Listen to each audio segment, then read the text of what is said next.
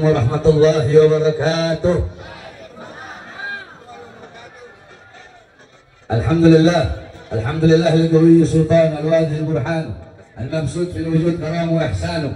Allahumma salli wa sallim wa barik wa karrim wa azim ala nur al-anwar wa sur al-asrar wa tiryak al-aghyar wa miftah bab al-yasr sayyidina wa maulana Muhammadin al-mukhtar wa alihi al-athhar wa alihi al-tahwa wa ashabil akhyar adadan ni'amillah wa ifdalih amma ba'd. Saya cinta yang saya muliakan segenap keluarga besar daripada Sahibul Hal Al-Imam Al-Habib Ali bin Ahmad bin Zain Al-Aidid, khususnya Al-Habib Zain Al-Aidid beserta para habaib keluarga besar anak-anak cucu beliau Habib Ali Al-Aidid yang saya cintai, saya muliakan guru saya. Beliau dari saya masih muda sama beliau. Saya punya guru sesepuh orang tua saya Habib Muhammad Al-Attas beserta seluruh keluarga besar beliau. Habib Bakar terus beserta para habaib, para kiai, para alim ulama, para tokoh masyarakat, segenap aparat pemerintah beserta seluruh panitia dan seluruh para umat yang hadir pada siang hari yang mulia ini, seluruh kaum muslimin muslimat khususnya masyarakat sekitar sini, yaitu masyarakat Pulau Panggang yang selalu dimuliakan oleh Allah Subhanahu wa taala. Saudara-saudara sekalian yang dimuliakan oleh Allah, saya tidak panjang lebar. Saudara-saudara, haul memiliki 3 makna. Haul yang pertama maknanya adalah sekeliling, alladzi barakna haulahu, yang kami berkahi sekelilingnya. Haul yang kedua maknanya adalah daya, upaya, kekuatan, la haula wala, tidak ada daya, tidak ada upaya, tidak ada kekuatan. Haul yang ketiga maknanya 1 tahun. Setiap pergantian waktu 1 tahun itu namanya haul. Akan tetapi haul yang kita kenal yaitu setiap tahun mengenang daripada orang-orang soleh, mengenang wafatnya orang-orang soleh. Banyak sekali di daerah Jabodetabek, Jawa Barat, Banten, DKI Jakarta. Ada haul Habib Hussein Luar Batang, ada haul Habib Ali Putra Manapsi Kuitang, ada haul Pulau Panggang Habib Ali Laidid, ada haul para habaib, haul para kiai, haul para masyayikh. Nah, tujuan kita duduk untuk hadir di haul itu apa, saudara-saudara? Tujuan kita hadir duduk di haul, dalam acara haul dibacakan manaqib, dibacakan secara hidupnya Sahibul Hal, bagaimana dulu Habib Ali, bagaimana akhlaknya, adabnya, ilmunya, waraknya, khaufnya, ikhlasnya, sabarnya, zuhudnya, takwanya, ibadahnya, qanaahnya. Agar apa? Agar kita yang duduk dalam acara haul bisa mengambil intifa, bisa mengambil manfaat, bisa mengambil iktibar, pelajaran, menjadikan beliau sebagai uswah, qudwah, teladan, pedoman kita dalam kehidupan kita sehari-hari. Sebab kenapa, saudara-saudara? Banyak orang-orang kita ziarah dan kita menyangka bahwasanya beliau telah wafat. Tidak. Saya punya kakek Habib Ahmad bin Umar bin Smith. Beliau mengatakan, aqwamu ahya'in tamutul qulub bi dzikrihim, aqwamu amwatin tahyal qulub bi dzikrihim. Ada golongan-golongan, ada kelompok-kelompok orang, mereka masih hidup, tetapi mengingat mereka, menyebut mereka bisa mematikan hati. Sebaliknya, ada kelompok, ada golongan, mereka telah wafat, saudara-saudara. Mereka telah meninggal dunia, tetapi mengenang mereka, menyebut mereka, mempelajari kisah mereka, itu bisa menghidupkan hati yang mati. Siapa mereka? Aulia, syuhada, sholihin, ulama alim. Mereka para ulama. Sebab kenapa? Orang berkata para ulama mati, sedangkan al-alim hayatuhu abada. Orang berilmu itu hidupnya abadi sepanjang zaman. Tidak ada kematian bagi orang yang berilmu. Sebagaimana dikatakan oleh ibunda Nabi Muhammad SAW.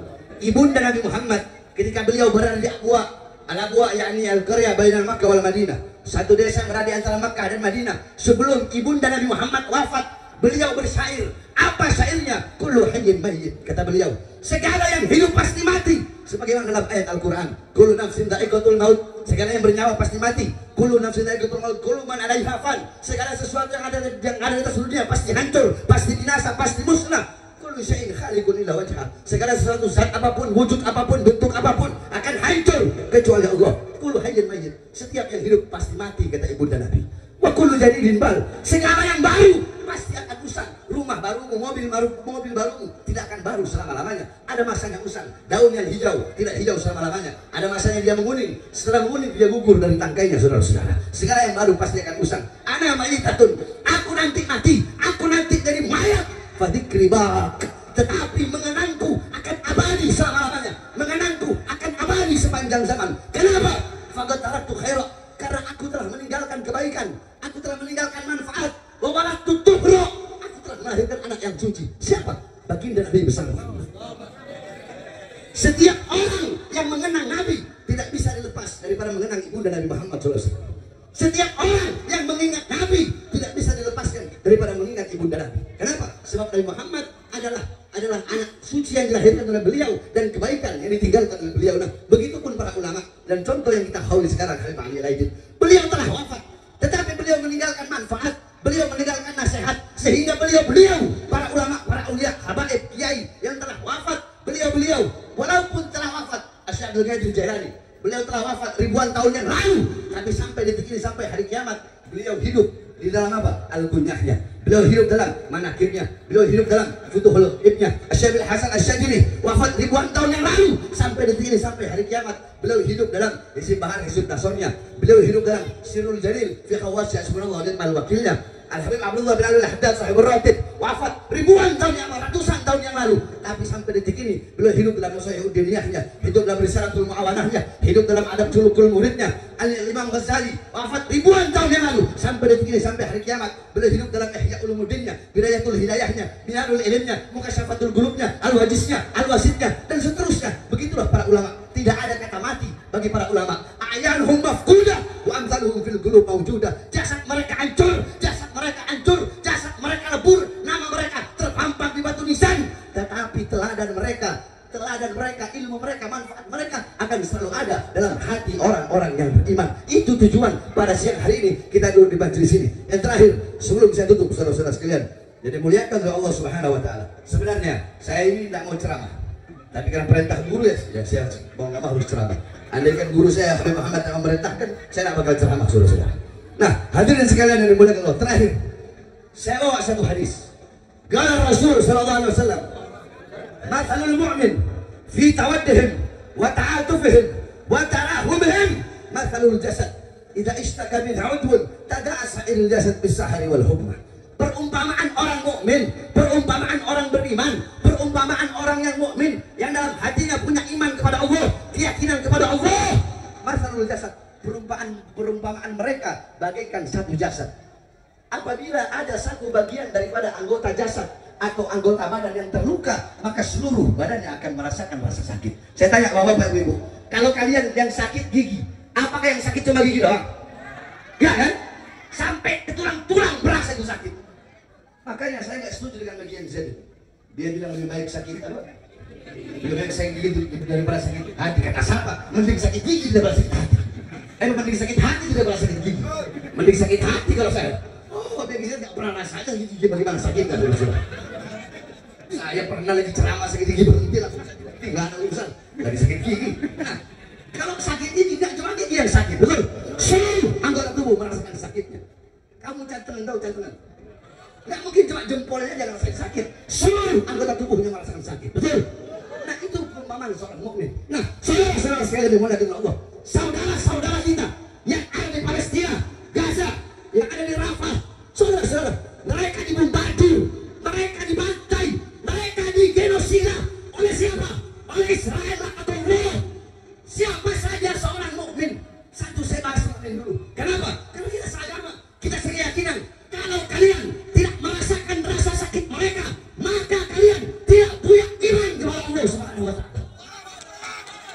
Siapapun yang tidak merasakan penderitaan mereka, saudara-saudara, anak-anak kecil dibunuh, anak-anak kecil dibantai, wanita-wanita dibantai, bahkan bayi terputus kepalanya dari badannya, saudara-saudara. Al-Imam Hussein beliau punya anak dulu waktu perang Karbala. Itu Ali Asghar dipegang masih bayi karena kehausan. Itu pakai panah, dipanah, saudara-saudara. Ini lebih parah, bukan cuma dipanah, kepalanya terbelah, saudara-saudara, yang ada di Rafah. Bukankah mereka saudara kita seiman, seyakinan? Terus kalian merasa biasa-biasa saja? Jangankan kalau kalian siapapun, mau habaib, mau kiai, mau umat, mau orang awam, mau orang bodoh, kalau merasa biasa-biasa saja, saya katakan diragukan kalian sebagai umat Nabi Muhammad SAW. Saudara-saudara, penderitaan mereka, penderitaan kita. Rasa sakit mereka, rasa sakit kita. Mereka yang kehilangan anak-anak, sama seperti kita kehilangan anak-anak kita.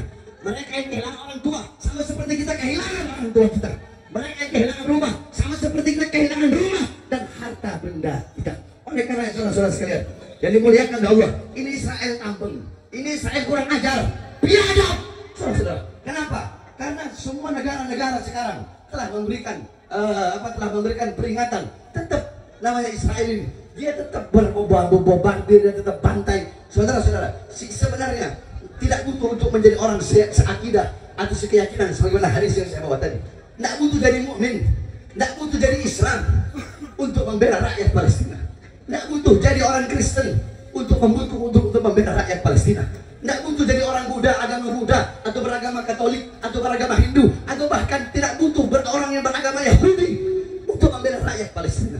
Bukankah kalian negara-negara Barat, Amerika, Perancis yang berada di belakang Israel, bukankah kalian yang selalu mengedepankan demokrasi, mengedepankan HAM, hak asasi manusia, tetapi kalian melihat sekutu kalian melanggar kemanusiaan dengan pandangan yang nyata, tetapi kenapa malah dibiarkan?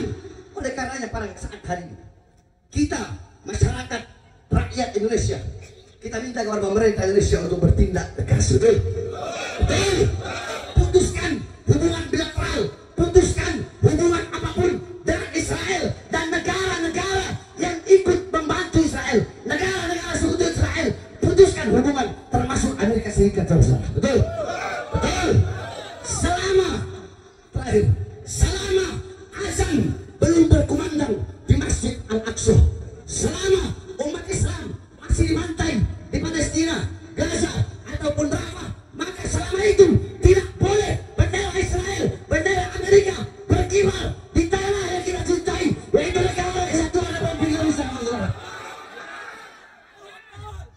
Gak boleh, betul? Bendera Amerika tidak boleh berkibar, betul? Bendera Israel tidak boleh berkibar, betul? Bendera negara-negara yang mendukung Israel tidak boleh berkibar di tanah Indonesia selama warga dan masyarakat Palestina masih terus dibantai oleh laknatullah Israel. Betul? Oleh karena kita doakan mudah-mudahan Allah berikan rakyat Palestina kesabaran. Allah hancurkan Israel, laknatullah. Allah hancurkan Amerika. Allah hancurkan negara-negara sekutu-sekutu Israel. Allah hancurkan mereka. Dan Allah berikan kepada masyarakat Palestina kemerdekaan secepatnya. Amin, amin. Ya Rabbal. Terakhir, coba kalian pikir pakai akal kalian. Yang selalu dituduh sebagai teroris itu siapa? Kristen, Buddha, Hindu, Katolik, Islam. Siapa? Siapa? Yang negara-negara Barat identikan dengan terorisme siapa? Siapa? Agama apa? Agama apa? Mereka selalu bilang Islam teroris, Islam teroris, Islam teroris. Saudara-saudara, Amerika menyerang Irak, Afghanistan, ribuan umat Islam yang mati. Kenapa Amerika tidak dibilang teroris? Myanmar, orang-orang Buddha membantai umat Islam yang ada di Rohingya. Kenapa Myanmar tidak dibilang teroris? Negara Cina, ekstremisnya, mereka bantai umat Islam yang ada di Uyghur. Kenapa Cina tidak dibilang teroris? Betul? Betul? Padahal Amerika bilang teroris, Israel bilang teroris, Myanmar bilang teroris, mereka bilang teroris. Betul? Satu jawabannya, kenapa mereka dikatakan teroris? Karena mereka bukan Islam. Oleh karenanya hadirin sekalian yang dimuliakan oleh Allah SWT, sekali lagi duduknya kita di sini mengambil manfaat dan pelajaran serta hikmah dari para sahibul haul Al-Habib Ali bin Ahmad bin Zainuddin. Mudah-mudahan kita semua mendapatkan manfaat daripada haul pada siang hari ini. Ya, ini saya terakhir sebelum saya tutup, saya berterima kasih kepada keluarga besar. Pertama, saya ucapkan terima kasih kepada keluarga besar sahibul haul Habib Zain Al-Aidid beserta seluruh keluarga besar itu. Yang kedua, saya berterima kasih kepada yang ngawal saya dari Jakarta, ya kalau nggak salah Satpol PP kalau nggak salah, dari Jakarta sampai sini. Itu yang kedua, saya berterima kasih. Yang ketiga, saya berterima kasih kepada ada orang sini namanya Tegar. Tegar tahu? Nah, kalau bukan karena Tegar, saya nggak bakal bisa hadir pada siang hari. Kalian mau tahu bagaimana perjuangan Tegar? Itu Tegar 2 hari nginep di pondok untuk bisa ketemu saya. Saya ingat itu sama kalian. 2 hari si Tegar nginep di pesantren biar bisa ketemu sama saya. Terus bilang, Beb ada acara di bilang sama Habib Zain, insya Allah nah. Jadi salah satu sebab saya bisa hadir itu atas andilnya Tegar. Maka saya berterima kasih juga kepada saudara Tegar. Biar kalian semua ingat tuh. Siapa namanya? Tegar. Sebab saya lihat dari kemarin yang sibuk ngurusin saya cuma dia, cuma Tegar. Ya, nggak tahu yang lain gimana. Tetapi karena saya datang kemari untuk mengambil keberkahan daripada Sohibul Hol. Tidak ada urusan. Namanya kita sebagai dai, kita melayani, bukan minta dilayani. Kita pelayan umat, saudara-saudara. Kita tidak mengharapkan apa-apa. Kita menghidupkan Islam, bukan mencari hidup dalam Islam. Kita menghidupkan dakwah, bukan mencari hidup dari dakwah. Kita menghidupkan majelis taklim, majelis ilmu, majelis zikir, bukan cari hidup dari majelis ilmu dan majelis zikir. Kita doakan keluarga besar pada Sohibul Hol dan juga saya punya guru Habib Muhammad. Mudah-mudahan Allah panjangkan umur beliau. Allah sehatkan jasmani dan ruhani beliau. Allah kuatkan langkah kaki beliau. Walaupun beliau sudah sepuh, tapi kesepuhan beliau tidak menjadikan sebab beliau terus semangat di dalam mengajarkan kita kebaikan-kebaikan dan memberikan kita nasihat. Mudah-mudahan beliau panjang umur. Kalian juga semua yang hadir di sini, pulang dari sini bawa barakah, bawa manfaat. Allah hapuskan dosa-dosa kalian semua, dosa-dosa yang telah lalu, dosa-dosa yang akan datang. Allah kasih hidayah, inayat, petunjuk. Pulang dari sini orang baik, jadi orang soleh, lebih bertakwa, lebih taat dari sebelum-sebelumnya. Amin ya rabbal alamin. Manfaatnya barakatihim, wa ahdina usna bi hurmatihim, wa amilna fi tariqatihim, wa ma'afati min al-fitani, wa sallallahu alaihi wasallam Muhammadin wa alihi wasallam, walhamdulillah rabbil alamin. Terakhir sebelum saya tutup,